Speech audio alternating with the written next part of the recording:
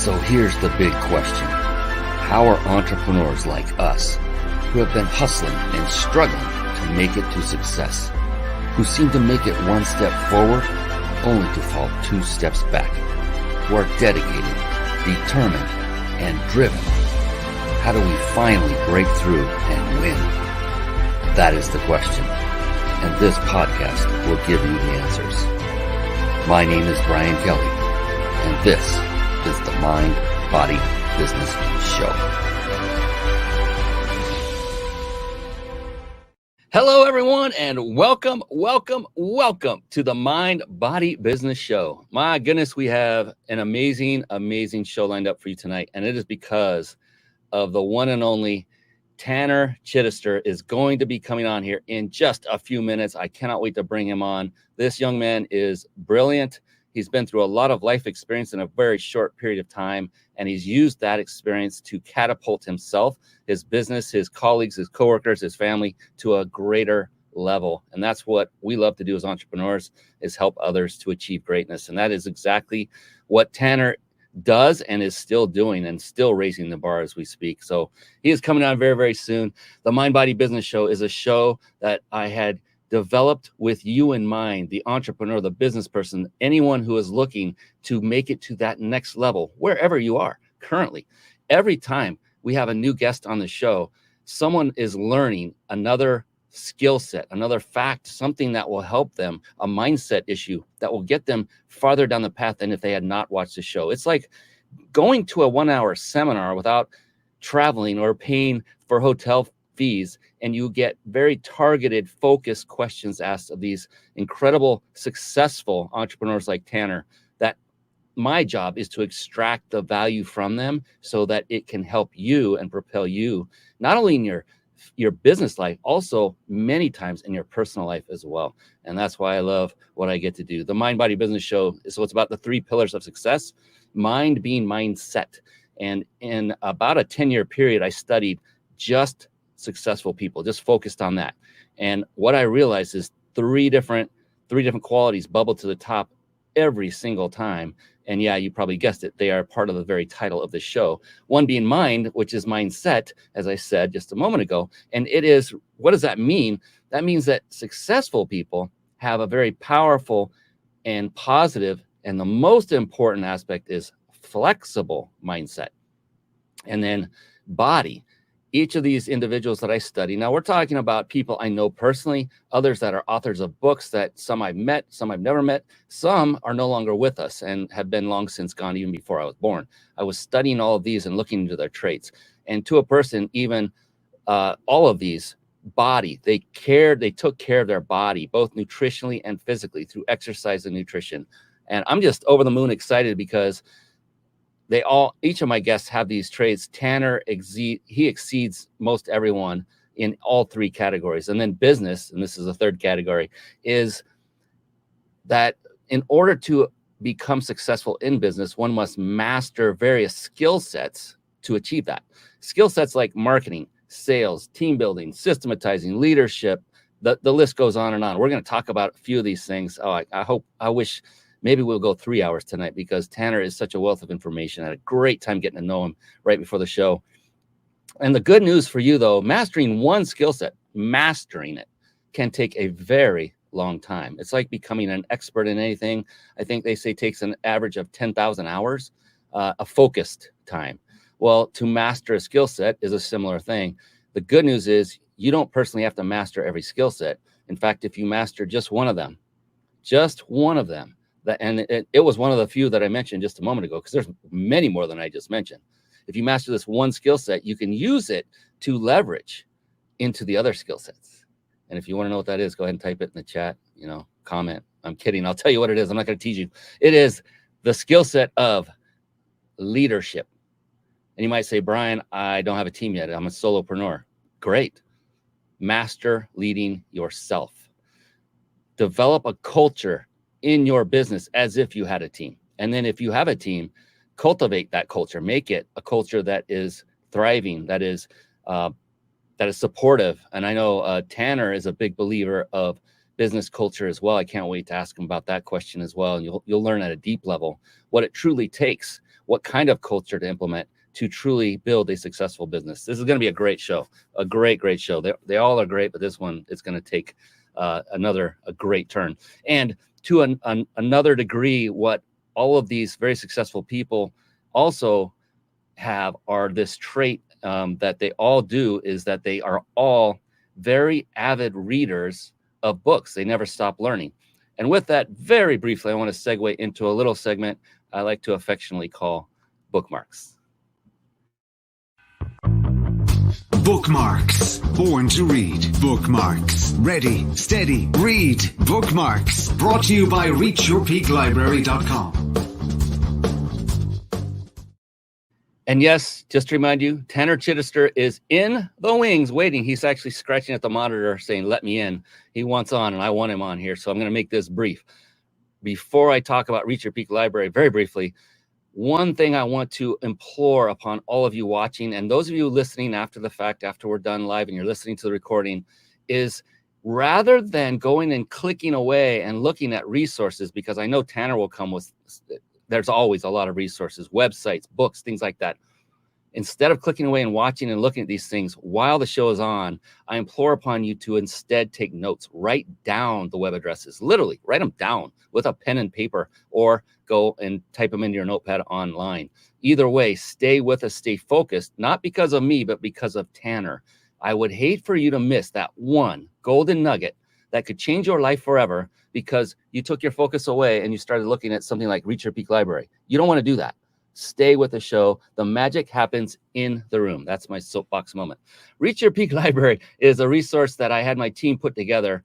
And the reason I did is because I myself was not a voracious reader until the age of 47, about 11 years ago.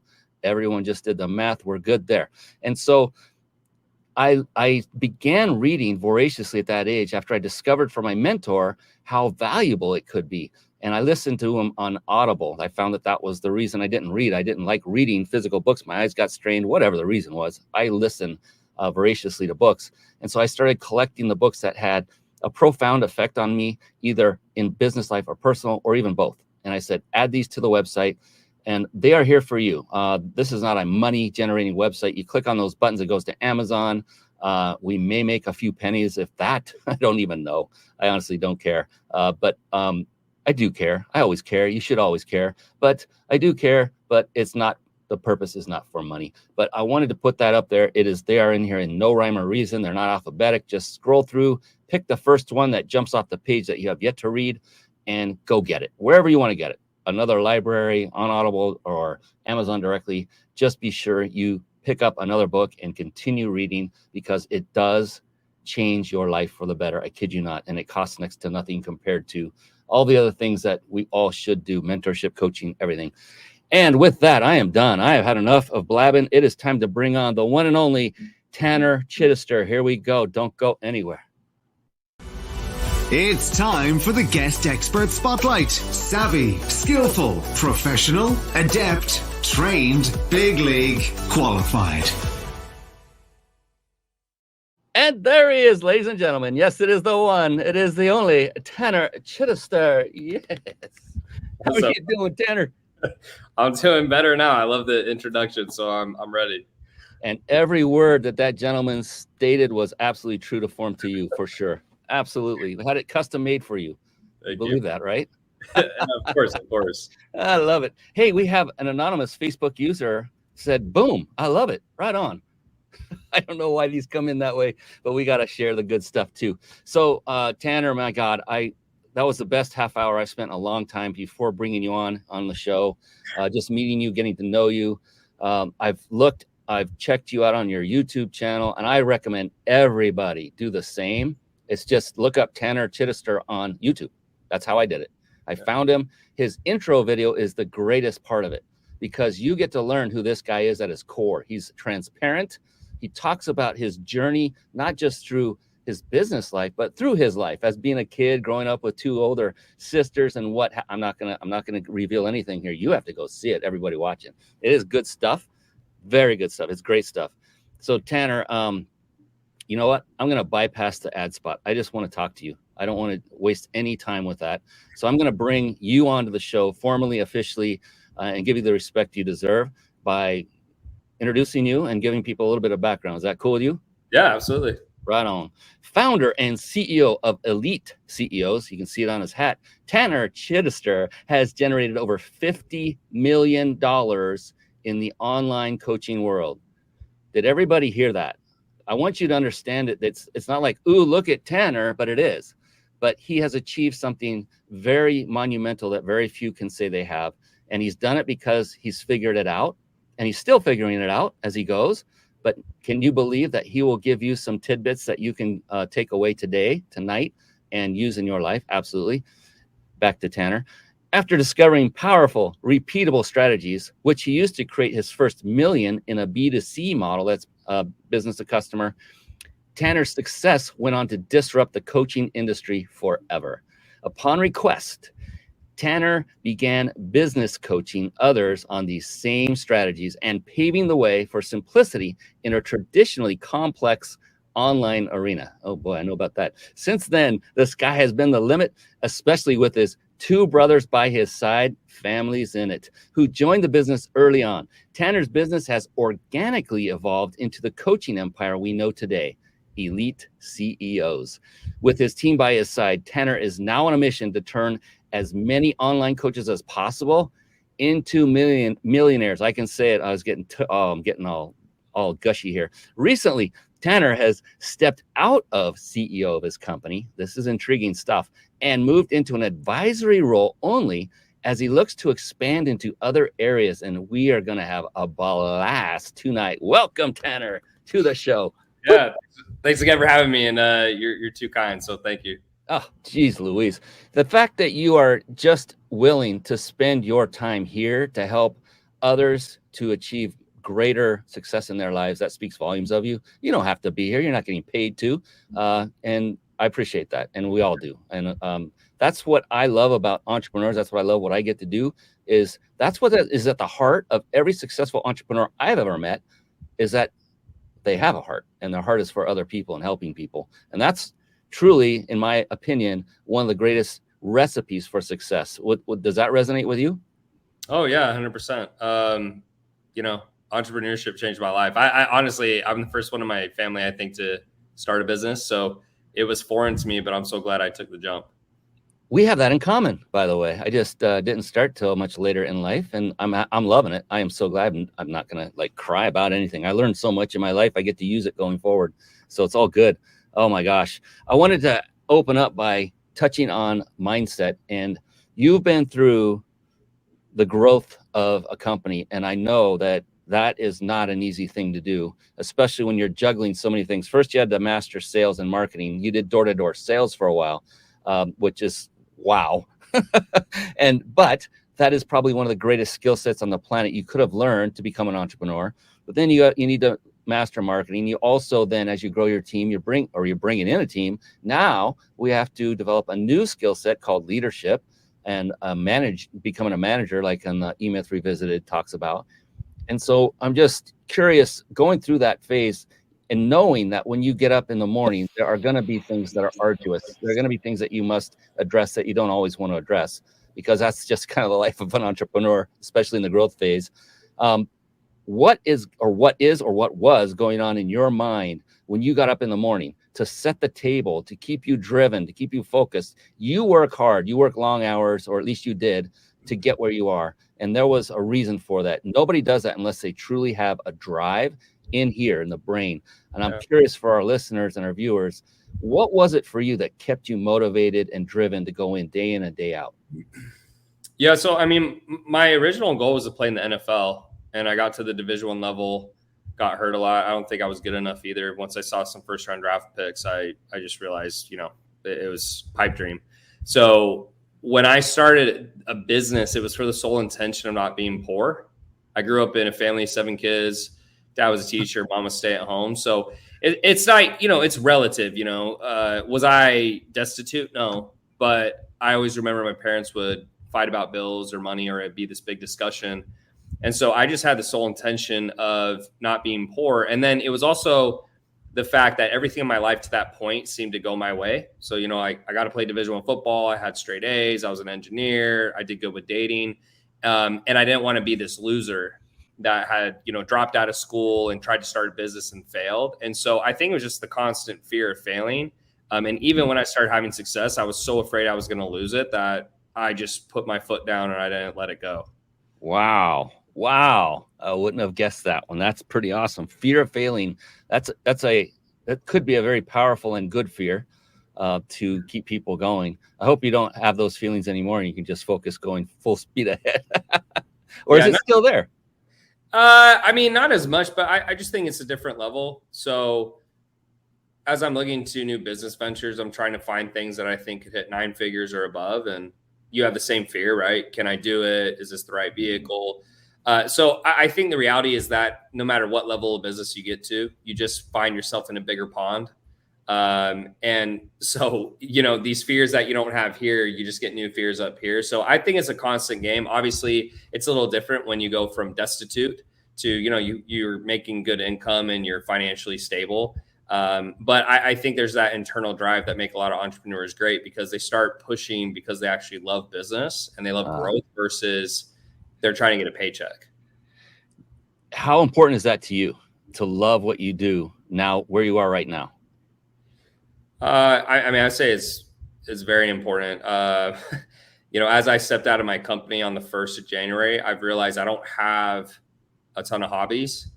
So I don't know if I need to find some or not. But I think without business, I'd live a pretty sad life because that's one of the things that I truly enjoy. And it took me a few years to realize that because once you go from building a business not to be poor and then you have some money, you start asking yourself, well, okay, so like, why am I actually doing this? And that's when I had to, you know, look inside and go, man, I think I like this shit. Like I like it. And when you like it, it's a lot easier to keep going because you actually enjoy the grind, you enjoy the meetings, you enjoy the struggles. Some days I complain for sure, like anyone, but I think like without struggle, it doesn't make it very worth it.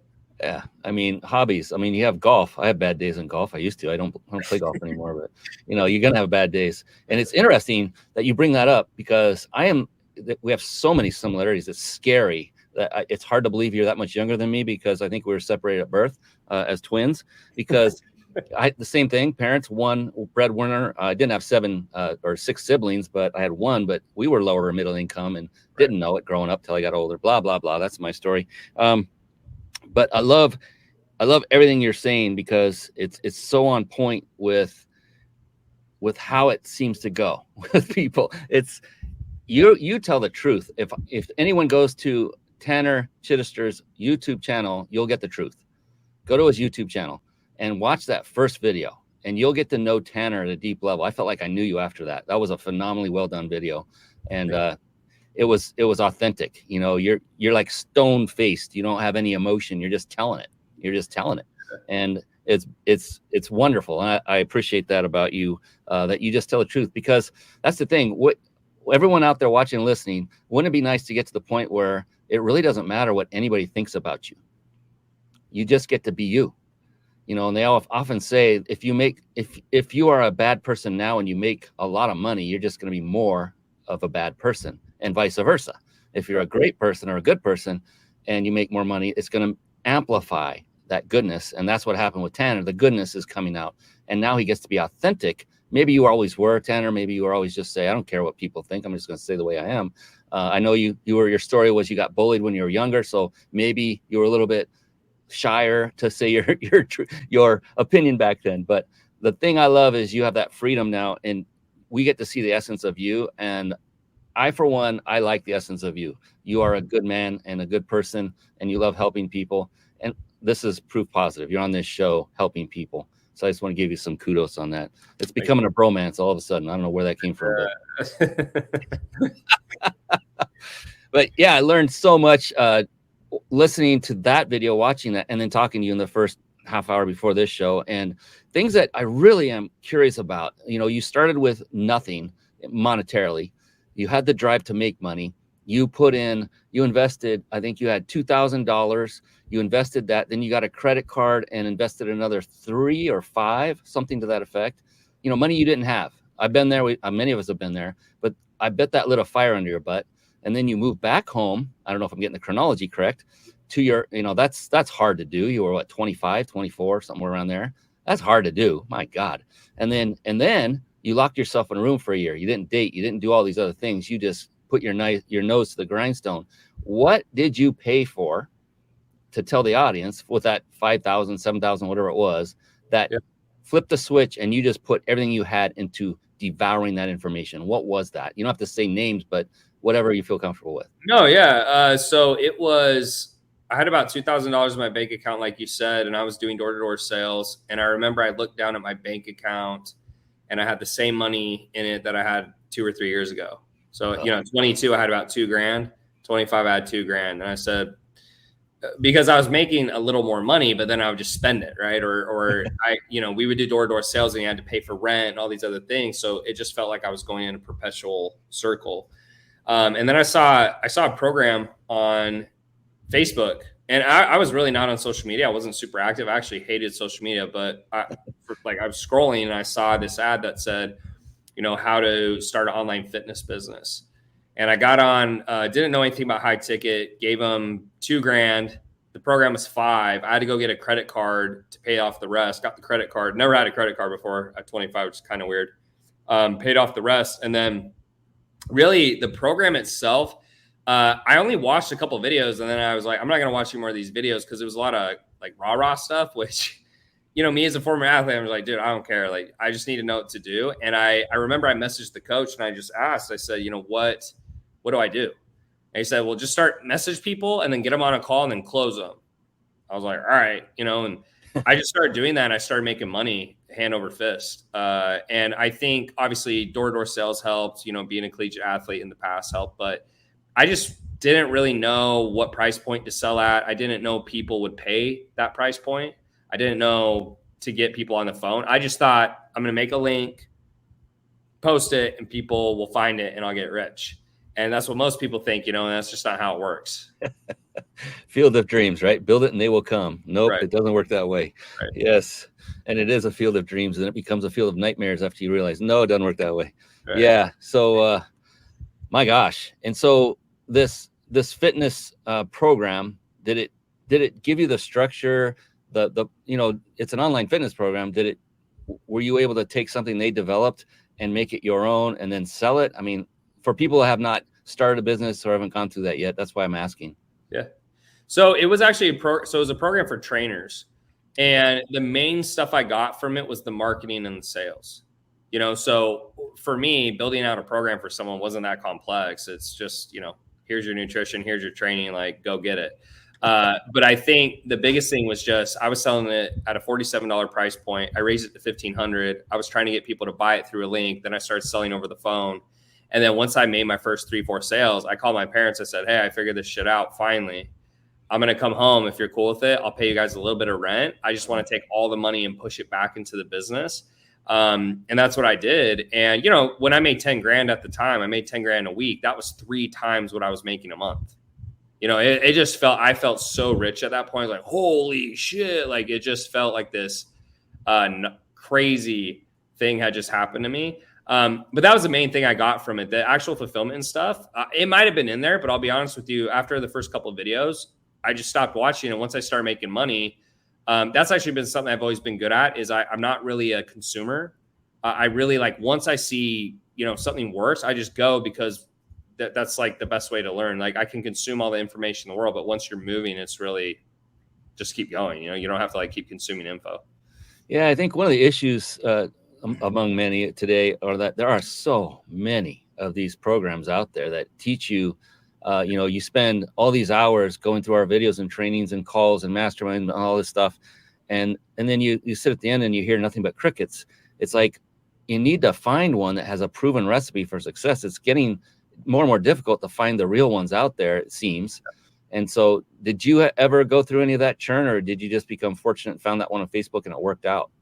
Yeah, no, I definitely went through it. In fact, part of my story, I think to date, I've spent about $2.5 million on coaching or consulting different programs.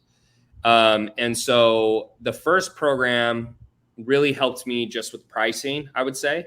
That was the big thing. And then I paid for 4 more programs trying to learn ads, and I actually didn't get anything out of them. And when I say I didn't get anything out of them, I just mean I wasn't profitable with my ads. Yeah. So, in hindsight, one of the things I said when I was a beginner is, oh, this program sucks. Like, I didn't learn anything. But I think on the other side of the coin now, being more mature, older, making more money, et cetera, is it was probably in the middle where, even if the program wasn't the best, there were things I took away from it that did help me get to where I'm at. But I will say that, most people can't drop 50 G's on 5 programs in a row. I mean, I wasn't even finishing the programs. I would just pay for it. And in the first month I would go all in. If it didn't work, I was like, next. I just didn't care. So I think the hard thing for beginners is just, they only have maybe one shot. Yeah. They only have maybe $5,000 or $10,000. It has to work. And so, for me, I was going to make it work no matter what. I just think that's my mentality. At the time, I didn't realize that. But now that I'm a little more mature, I realize I'm a little different. Like I just handle things a little different than most people. But that's what actually got me into business coaching, because I would feel so bad seeing other people go through the program that maybe I did.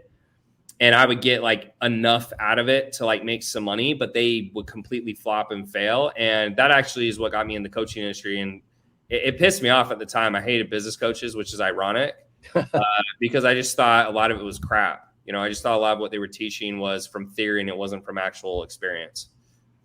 Yeah. I mean, I'm sure many have had these stories. I went through one. I paid $50,000 ultimately, and they squandered the money and folded. And it wasn't just me. There was plenty of other people involved in this. And, there was no sign of any kind that I could see that things weren't right. And then later we heard all the backstories that came out from one of the partners. I'm like, oh my God. So, that it just breaks my heart for other people as well that go through this. But the same thing happened to me, Tanner, was I learned a lot from that experience, not just the bad part of, have your eyes and radar open. There's no way anyone could tell. They don't have a crystal ball. But I learned they did have some really sound concepts. They did have a successful track record. It's just one person did some bad things with the money everyone was throwing at them to be part of the system. But I take the good out of that, and I learned a lot, and it took me down the path I'm currently on. And so I'm grateful for that. I'm not happy what happened. That's okay. It's over. It's done. Got to push that off. And I just know I will never do business with that person or anyone associated with them again. Not to be angry or upset. It's just, like you said, I got to just keep moving. I'm not going to move in the wrong direction anymore. So you learn and you just move and divert your attention and focus on what works if you can find it. And so elite CEOs, I'm deeply curious about that. I did not spend any time researching that, in all honesty. And it sounds wonderful. It sounds like coaching for business owners. Is that true? Yeah. So I started off with my fitness company. It was called Fit Warrior LLC. And that did my first million. Then a bunch of trainers started asking me for help. And that's when I was like, I don't really want to do this. And that turned into fitness CEOs, which was for trainers. And then we got bigger. And then that's what's expanded into elite CEOs, which is now, like you said, helping people start and scale their online companies. So we still get a tremendous amount of trainers, like a lot. But the other half of our clients are going to be what I could say general business owner, but it's anyone who's non-fitness for us. I'm glad you brought. I was looking at that website, Elite CEOs. Pull that up here, and I was checking it out, and I noticed all the testimonials. I'm like, good Lord, every one of them is fit to the ninth, man. They are like grizzled and chiseled. And the women are looking muscular. I'm like, dang, what is this clientele like? They're all fit. But let's talk about that for a moment. You said something, and I was also scrolling through some of your Facebook reels, man. I don't do this very often, Tanner. There's a lot about you that just spoke. You've achieved stuff. You're not just somebody who talks about it. You do it. Not just have done it, but you still do it. And you talked about a great topic about drinking and why entrepreneurs should potentially avoid doing that. And it's not for reasons I don't think that they would immediately go to. I loved it. Do you remember that one? Yeah, I was probably talking about just recovery. Yes. In terms of recovery, and kind of what I was telling you before the call is just I notice those things more, and whether it's drugs or drinking or not sleeping or whatever it is, it just kills your recovery, because instead of your body trying to repair itself from the days of work, it's trying to repair itself from you abusing it. So then when you wake up, it's only done one, and now you're starting the day off on the wrong foot, and then the whole day sucks. I just, when I was younger, I just naturally did it because I was an athlete. And so I just naturally was very healthy by nature. But as you get older and you're like, oh, I'm a little more relaxed, I'm going to party a little more, whatever it might be, it just makes it difficult to succeed in business, or at least I think it does at your highest level, because you're just constantly putting your body in a bad position. Yeah. And it, like the show, Mind, Body, Business, Mind and Body. I had a wonderful friend of mine who helped me he coined this term and said, you can use it anytime you want, Brian. And he said, the mind and body are a team. More importantly, the mind and body are your team. And so if one member of the team suffers in any way, shape, or form, then the entire team as a whole suffers.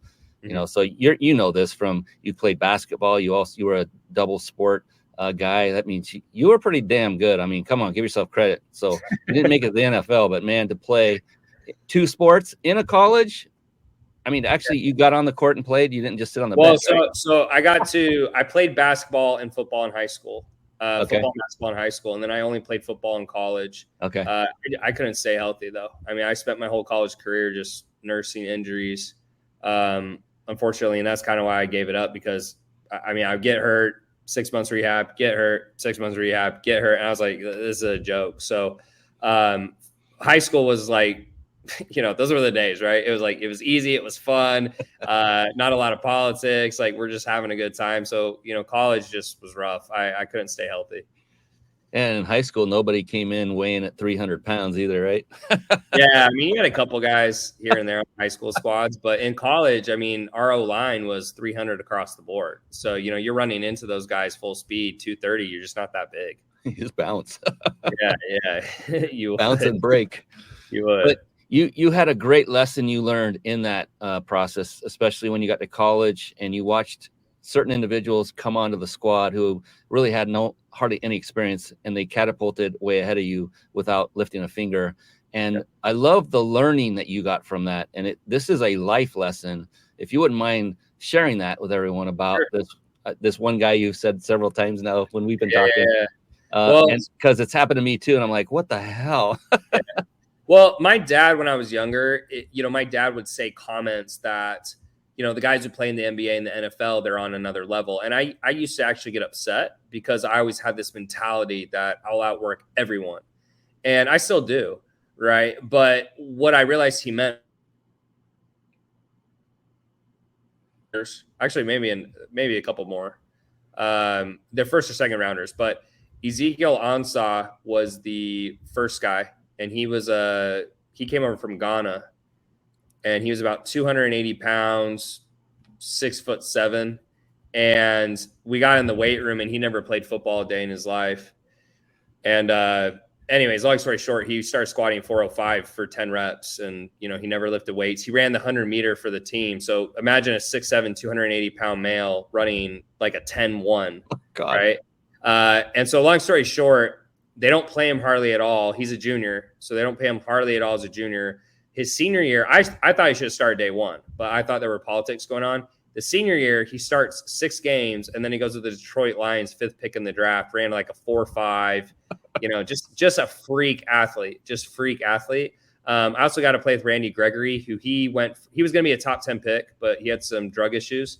And so he dropped to the 2nd round, but he's actually, I think he just signed another massive contract with the Broncos. But these guys, the hard part was that I was working as hard as I could, and they were still better doing nothing. And that's the key, is like, if you think about it, if you're playing at the highest levels of the game and you're already better without doing a lot of work, you have an advantage, right? Because if I'm having to do 3, workouts a day just to stay at an average level, it just puts you at a massive disadvantage. So I think it was a good thing. The one thing I took away from it, I'll end on this, is I remember walking away, and I was very sad. I was like depressed for a little bit, but I also had this immense amount of satisfaction that I'd done everything I could do. And so I really preach that to people, where I say, look, if you do everything you can do and you go all in and it doesn't work, it's really hard to feel bad about it, because you just won't have regrets because you'll know that you did everything you can do. It's just most people don't really know what that level is, you know? And so for me, just for context, and I'll wrap up is, you know, I was waking up at 5 a.m. We had workouts. I was doing an engineering degree, go to school all day, come back to practice 2 hours of film, go home and study. And I did that each and every day. I didn't hang out with girls, didn't do anything. And so I just really felt like I maximized my potential, even though it was less than him, but I felt like I maximized what I had. That, my buddy, is what I call a bomb dropping moment. Yes. Yeah. Smart bombs, knowledge bombs, bombs of wisdom. I mean, I love that because you work your butt off and then you still feel like you didn't make it. And even with working out, I mean, I used to be a certified personal trainer, did the online workouts, and I'd have someone doing push-ups. And I say, let's do 10 reps. They do 5. And they get up and they're all down on themselves. I'm like, what's going on? I failed. I only did 5. I said, no, you never say that again. I told them right then and there, I said, I want you to take your hand, raise it up in the air, turn it around, put it up behind your back and pat yourself on the back and tell yourself right now, good job. Because you put everything you had to get those 5 reps in. So don't kick yourself in the butt for the reps you didn't do. Give yourself a pat on the back for those that you did do, because next time and the next time and the next time, you'll see slight improvements. So never do that to yourself again, because that is how we kill our own dreams going forward. We quit because of our self-talk that can talk us out of success. And you just hit the nail on the head with that, my brother. That was awesome. Whew. Yeah. And I mean, something else to add is just, I think it's okay to want to always be better. Yes. I don't know who quoted this, but I think it's something along the lines of the most successful entrepreneurs have the insecurity that they're not good enough, but the confidence that they can do it. And so I think it's a double-edged sword where you always wonder, you believe you can do it, but you're like, am I really as good as I think I am? And I think that's important, because if you don't really believe that, you're not going to push when things get hard. And I notice all the time in business, you know, like when we're stalling or we're not having a good month or something's happening, I'll ask myself, I say, you know, am I really as good as I think I am? And that's kind of what gets me back to the grindstone of, okay, let's do this. Okay, let's do that. If you don't really care, once you hit a certain level of income, you're not going to really do it anymore. You're just not. Oh, perfect timing. I wanted to ask you about that very topic, because you made a comment in that video on YouTube. I keep going back to that. You want to see this? Tanner Chidester on YouTube. Go look it up. His first one. And you got to a point where you made a statement that, you know, you got to the point where when you made another $1 million, it wasn't a big deal because you could not spend the money you had fast enough anyway. So the money became less important at that moment. I'm reading that into it. I'm curious then because originally the motivational factor was, I don't want to be poor. I don't want to be without money like I grew up in. I want to have the ability to make choices. And now you have the money. What keeps you going? What keeps you motivated? Because this is very important for people to know, because life is not just about money, and you are now living that right as we speak. What is now driving you? What is compelling you to keep going, to expand, to take a sabbatical, and now then kick butt and switch gears and go up yet another level? What is driving you to do all this? Yeah. So that the moment where I had that thought is I'd always had a goal to hit $1 million in a month. When I first got into the business world, I saw Billy Jean, and he had some ad, and I think he was saying he did $1 million a month. I was like, man, if this guy can freaking do it, then I can freaking do it. Right. And not in a negative way, but it just, some people will say he's lying, but I was like, yeah, no, like if this guy can do it, I can do it. And I remember I hit $1 million in a month, and I was living in one of the most expensive buildings in Miami. I had a new SVJ Lamborghini exclusive edition. Like, I was dating all these beautiful women. And I just remember it did not feel how I thought it was going to feel. And it was actually really depressing, because I played it up in my head so big that when I finally hit it and it didn't feel the way I thought it would, it was pretty disappointing. And so that set me down a journey of kind of very deep questions, what's the meaning of life? Why am I doing this? All that. And honestly, what really helped me get out of it is I didn't feel like I was really finding answers. And that's I don't remember the exact time, but that's when me and Alex Hormozy started becoming a little bit better friends. And this is before Alex blew up. A lot of people know him now, but this was when he was still relatively unknown, I would say. And he just had a call with me and said, dude, I don't know if this will be helpful for you, but like, maybe you should just ask yourself, why does it matter what the meaning of life is, or if, work has meaning, if you just like it. And I think for me, that's when I realized, just for me, that I really do enjoy working. I enjoy the grind. Like, I enjoy the camaraderie. I enjoy the struggle. And so, I don't know how to explain it other than I've just always had this internal drive to be the best I can be. And it used to be sports, but when sports ended, now it's business. And I'm going through another thing in my personal life right now. And there's still a lot of stuff I mess up on. Like, I mean, before this call, like, I'll be transparent with you. Like, I freaked out on someone on my team, and like, I'm trying not to do that, and I still fuck up, So I'm far from perfect, but I've always had this drive to be the best. And so I probably never get there, but I always have this just drive inside of me to try to be that. Yeah, I've always said this, like, if this were a real thing, what if, Tanner, what if there was literally a ceiling that you could not break through, that there was the max? You can't do anything else. You can't make any more money. You can't grow your business any greater than it is. It's stuck where it is. Yeah. What would that feel like? It would suck. Yeah, I don't think I'd enjoy that. And I think we were designed to never stop. This is my belief that I don't, like I said earlier before we came on the show, retirement isn't in my vocabulary. I don't know what that means. As long as my heart's beating and I'm able to do something that might help someone else in their life in any way, shape, or form, I'm going to do it. And we're wired similarly. I love the grind. I love the challenge. And yeah, all of it, every bit of it, even the downside, because that makes the upside that much sweeter when the upside comes. So you're very astute. You're still a young man. You may not think so at your age, but you are compared to me. Oh my gosh, you're a little guy. Age-wise, you're a big dude though. Otherwise, I know you could probably still take me with those shoulders and everything. Because and that's cool. But you're like a brother. We've got separated at birth. You're just an awesome dude, and I appreciate your candidness and transparency on that answer, because not everybody thinks about it. They think, I'm gonna make millions. I'm gonna get in my hammock, swing back and forth with my umbrella drink, and just be in paradise the rest of my life. It just doesn't seem to ever work that way. We were not wired to just make it to a certain point and then stop. I know somebody personally who retired after many, many, many, many years of working for a corporate job. He enjoyed it. He retired. What are you going to do?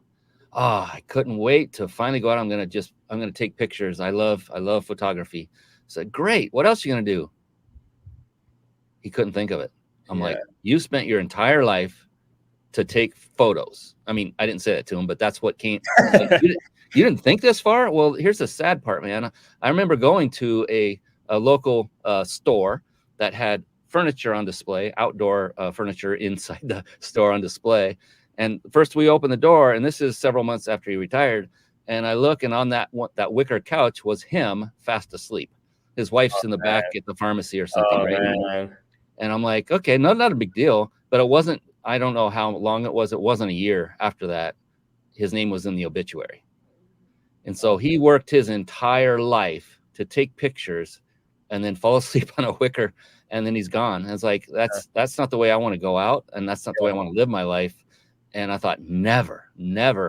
Retirement isn't it. Retirement for me would just be change of vocation, if there were one, to change my lane, where I'm going to go work on now. Who am I going to help next? And maybe in a different capacity. You seem to be in a similar spot right now, where you're kind of backing off the reins, or have already, of running day-to-day operations and looking into other things. What has that been like for you?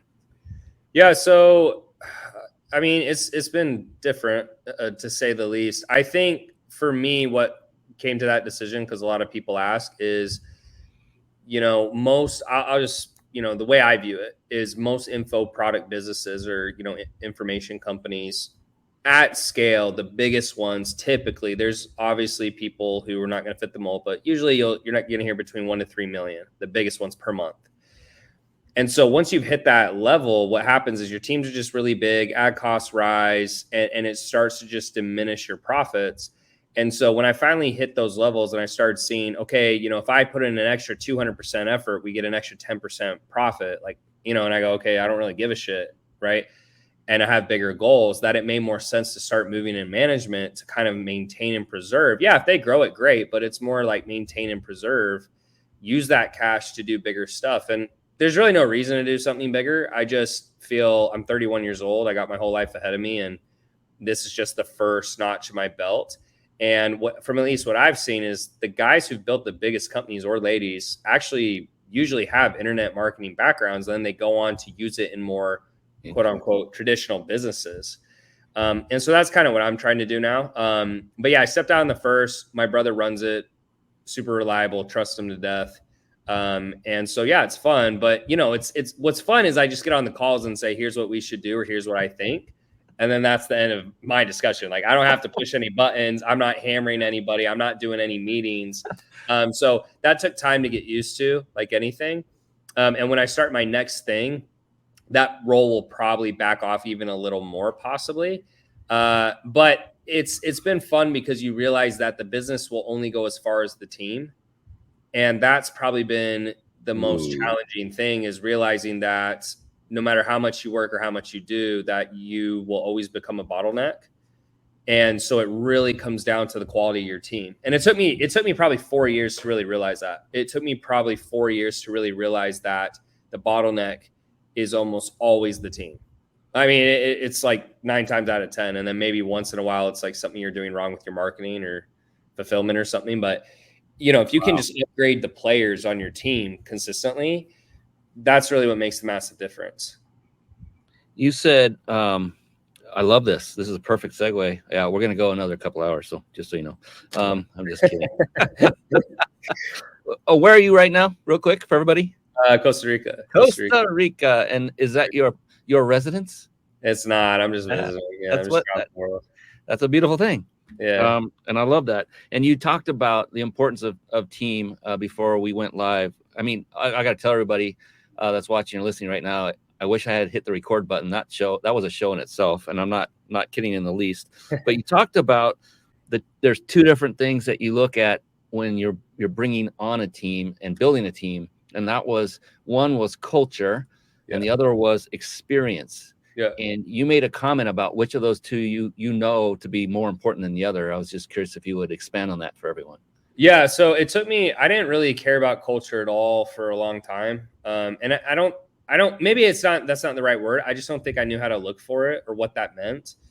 But what culture means to us, or to me, is you have company values. So for us, we have competitive greatness, which to me is you're doing your best at all times. So if someone works 8 hours and does a shitty job, someone does a great job, that's competitive greatness to me. Proactivity, communication, and then doing the little things right. And so for me, if I can get a person who works hard all the time, they're proactive, so they're trying to come up with solutions and not ask a manager for everything, and then they're great at communication, so very blunt, direct, no BS, that just helps our company vastly grow. And so that is more important to me than if I find someone who has great experience, but they come off lazy or they want everything handed to them. So sometimes, not always, but sometimes we will get people who will interview from corporate, and they're saying stuff like, well, how many days off do I get? And some people will get mad when I say this, but if you say that on an interview, I almost never hire you. Because to me, I'm going, why is the first question you ask about how many days you get off that are paid? That just, to me, is not like, that's not the mindset I want. I want someone who comes in and they enjoy work. And there's a balance, right? Because there's what's best for the business and what's best for people. But at the end of the day, I want someone who likes to work and enjoys work. Because if you don't enjoy it, how are you going to help us grow the company? How are you going to push through when things get tough? So that's our values. Everyone should be different. But if you have to choose, right? If you have to choose between a lot of experience and terrible values, or great values but no experience, you always want to take the culture. And then when you get the A players, they have both. So you find someone who's got 5 years experience who just fits your culture. And then those are the people who can really help you scale. And those are going to be your key positions. How do you communicate the values of your company to your team? Do you do it every meeting? Do you open up with those and remind them? Is there any kind of structure to that? Well, I mean, one is, I think you have to actually, do what you say. So again, I'm not perfect. But like I would find it hard pressed that anyone on my team tell me that I'm not proactive or show competitive greatness or communicate. Sometimes I over communicate, right? Like I say too much. I'm too rude.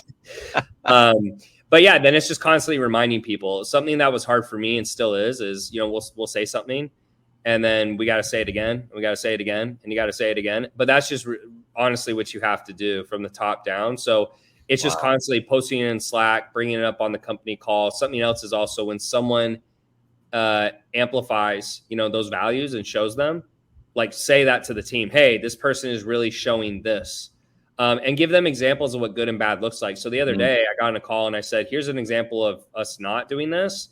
And here's 4 people in a row who dropped the ball on this. And then obviously I think an even bigger component is getting managers who are willing to do what you are willing to do. So, sometimes like I had a conversation with one of my marketing directors and he said, yeah, this guy didn't message me all day yesterday. I said, well, why? He said, well, he said he has strep throat. And I said, well, what does that have to do with his fingers texting you? Like, that has nothing to do with it. I was thinking the same thing.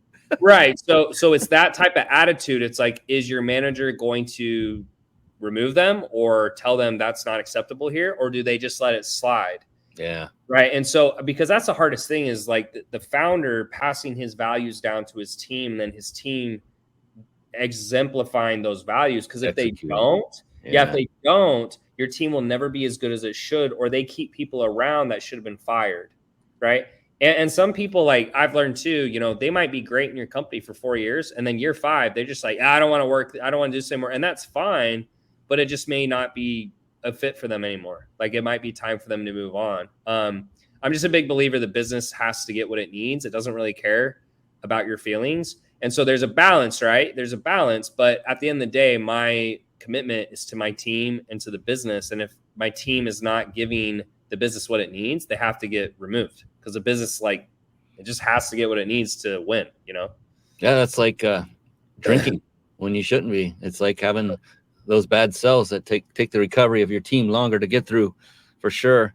That's valuable information, because, I hope everyone's taking this into, and for everyone that does not have a team right now, just always put them in the forefront of your mind that you will have a team, that your goal is to have a team. If you don't, you cannot scale. You cannot do this by yourself. I mean, intellectually, experience-wise, yes, you have the ability to, but could you do it without burning the hell out? I don't think so. And eventually, so everyone I know, including yours truly, started out as a solopreneur, hit that wall and like, holy crap, I need help. Got the help. It's like, oh, the skies opened. My God, it was like, wow, this is liberating. Yeah. Not only am I not doing all the day-to-day tasks, but now I have someone to help, where when someone asks me, can you do this? Can your company help me with this? When we normally didn't do it, I'd say, I don't have the bandwidth. Sorry. Well, now that I have help, I said, why, yes, we can. And let me go. I'll get back to you. So I'd find out how many hours they'd get an estimate, give it to me. And I said, okay, add a little profit. All right, this is the price. Let's go do it. I was like, damn, that was easy. Let's do this again. Right. No, it does. I mean, it definitely makes a difference. And, people, I mean, I'll say this sometimes too, but it's more of like sadistic to like my videographer. But, if you say stuff like, I hate people or people suck, and that stops you from building a team, the irony is you have to have a team to grow. And so you have to learn how to work with people, right? Yeah. You do, because if you don't, like, you just can't ever build anything big, like really big, like Apple, all these big companies, like they have hundreds and hundreds of employees. Like, it just takes other people to help. Oh, we got some comments. Edwin says, awesome content as always. Keep it coming. Fire. Sarah Nicole Nadler, this is awesome. Thanks so much for sharing, Tanner. All right. Love it. Love it. Yeah, there's so many lessons here. Oh my gosh, I just look at the clock. It can't be already. But I literally, this is like, for me, it's the equivalent of getting high-end coaching. And you are now helping everyone else who is going to come in contact with this after this live is over. We repurpose the heck out of this thing. It goes to 35 podcast platforms. It goes on to Roku, Amazon Fire TV. The whole goal is to get exposure for you, Tanner, and also for audience and listeners and viewers to get what they need to move to the next step. And in that, realm, what you mentioned that you have a way for people to connect with you, your team, through your website. Is this a good time? Would that be a good time to bring that up so that they can take their business to the next level? I'm going to pull up your website, and you can, if you're okay, maybe bring up a quick synopsis of what your company does. Like, who's your target market for coaching, and maybe a success story or two real quick while I pull up your website, and you can take it away, and I'll pull up the description we have for the call to action here in just a second. Go ahead. So that's our main website, guys. It's eliteCEOs.com. I think that number actually is outdated. We got like 200 something 5-star reviews now, but we just help people with one of two things. It's either you're starting your business, so helping you sort out your offer, your ads, scaling. And then the next one is scaling, right? So hiring, training, building the teams.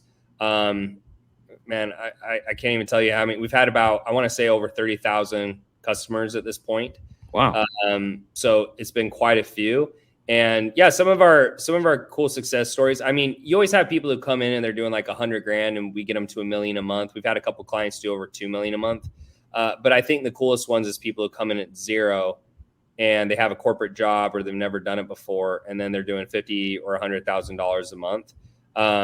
That chart right there is probably the best thing for people to look at, where it basically just shows the average clients who work with us, what the top 20% make in a year, average client after 4 months. But yeah, I mean, again, we've been around 5 years. I think the one benefit of that, and I always say this, it's a joke, but it's also serious, is when you've been around for 5 years, you made 4 years of mistakes. And so you get really good at what you're doing.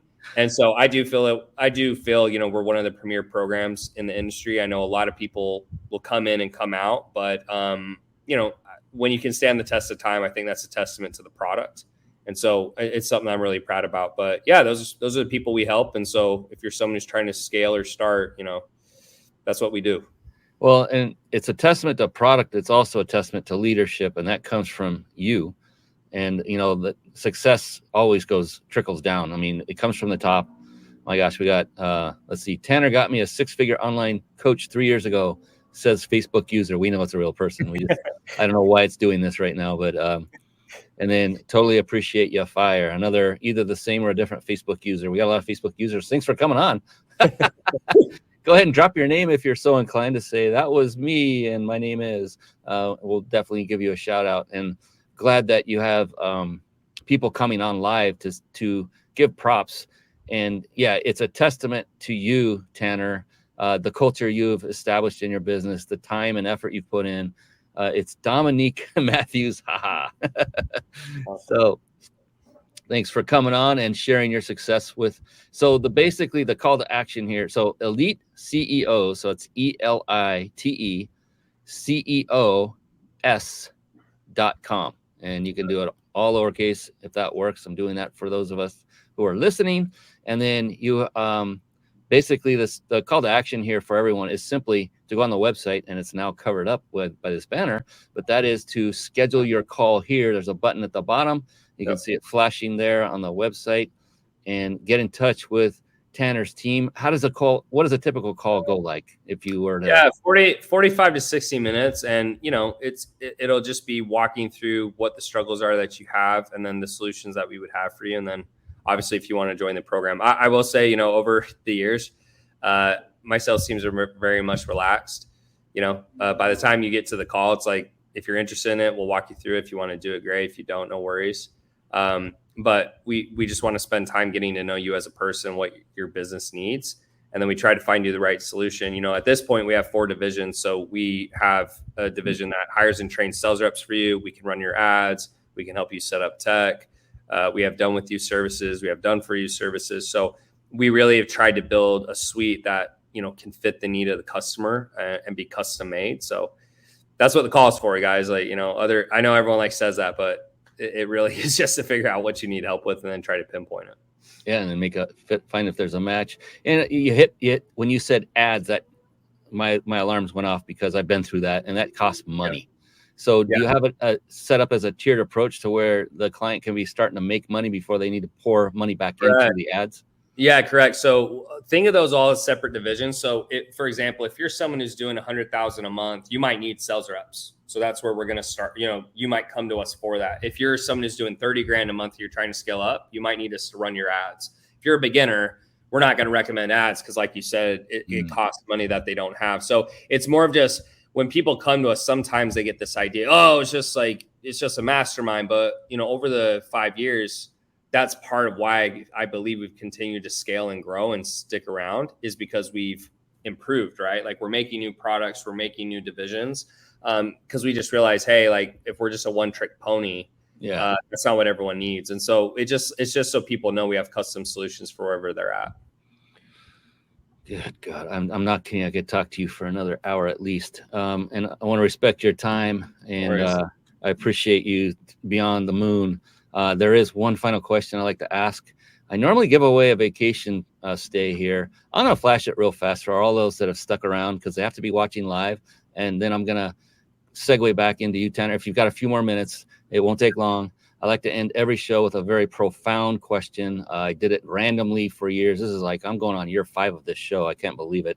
It's awesome. I love what I get to do. And I noticed the answers that I was starting to actually realize, wow, these are pretty interesting, the answers to this question. So then I made it the end question, the grand poobah of the show. And I'm going to make a compilation book out of it. I'll be reaching back out to you for your permission to do that down the road when I get that all assembled. But we got probably 3 books already worth of this. This is pretty awesome. But real quick, for everyone who's watching live right now, you can win a 5-night stay at a 5-star luxury resort, and you won't believe the places you can go. It's amazing. So I'm going to put the URL on the screen for you watching live, and just write it down.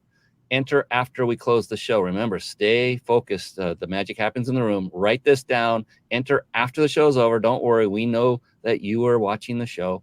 If you do it quickly after the show's over. Here it is. It's ryp.im/vacation. RYP, that stands for Reach Your Peak, our company. .im/vacation. You go there to enter to win. And it's in a phenomenal 5-night stay at a 5-star luxury resort in many different locations around the world. You get to choose. Go ahead and enter that after the show. So you don't want to miss this incredible question that Mr. Tanner Chidester is about to answer. I hope he'll agree to answer it, because he's been a nice guy so far. I don't want to be yelled at. So it is a phenomenal question, Tanner. Real quick, the greatest thing about it is there is no such thing as a wrong answer. It's not a test. In fact, the exact opposite is the truth. It is the only correct answer is yours. Why? Because it will be unique to you. And so if it takes you a microsecond, or if it takes you 100 seconds to come up with the answer, it's perfect. Why? Because it's your answer. So with all that pressure being off, and now the heightened alertness of what the heck is this question going to be, are you ready? I'm ready. All right, here we go. Tanner Chidester, how do you define success? Yeah, that's a great question. I think ultimately success comes down to you're doing the thing that you want to do to the best of your ability. And it goes back to what I said before. It doesn't necessarily matter what the results are. I think a lot of people think that. We all want the results. But if you're giving your best effort and you're doing it with something that you actually enjoy, when it's all said and done, I think that's all that matters. Betty White, is interesting. She died a few months ago, and, we talked about her for a week, and then that's it. And so I think if you can attack life with the understanding that nobody's probably going to remember you or talk to you very long or think about you very much after you're gone, then you should really only spend your time doing the things you want to do, because that's all that matters. So that's success to me, ultimately. Whoa. And it was deep and bomb dropping, I'm telling you. I love it. Oh my goodness. Tanner Chidester, I so appreciate you coming on here today. You've been a phenomenal, I can't think of a word that epitomizes how awesome this has been. I'm not kidding, and I'm not just buttering you up. I've never met you before. I do hope we cross paths again. I mean, I'll be moving somewhere closer to you. Maybe at some point we can meet halfway, or heck, I'll go all the way to your place. I don't care. We'll have a coffee. No drinking, of course, because Tanner says don't do that, and he's right. But I appreciate you. Thank you for, oh my God, thank you for all this incredible knowledge in this coaching session for me, because that's what I got out of it. And I can't wait to see what your next chapter is. I know you've got a lot of people going on, but I'd love to hear now and then just say, hey, Brian, this is what I decided to do, because I know you're kind of in that process of, I'm so deeply curious, and I can't wait to see you crush it even more, because I know when you do that, you're serving more people and doing so in such a way that improves their lives. And I appreciate you for that, Tanner. Yeah, no worries. Thanks so much for having me, and glad I could help. All right. So hang on for just a bit if you can for a quick debrief when we're done. And everyone else, I appreciate you. And I want everyone out there to please do two things. Number one, go out there and crush it in business so you can serve more people, just like Tanner is doing. And number two, above all, be blessed, everyone. Take care for now. We'll see you next time. Thank you for tuning in to the Mind Body Business Show podcast at www.themindbodybusinessshow.com. My name is Brian Kelly.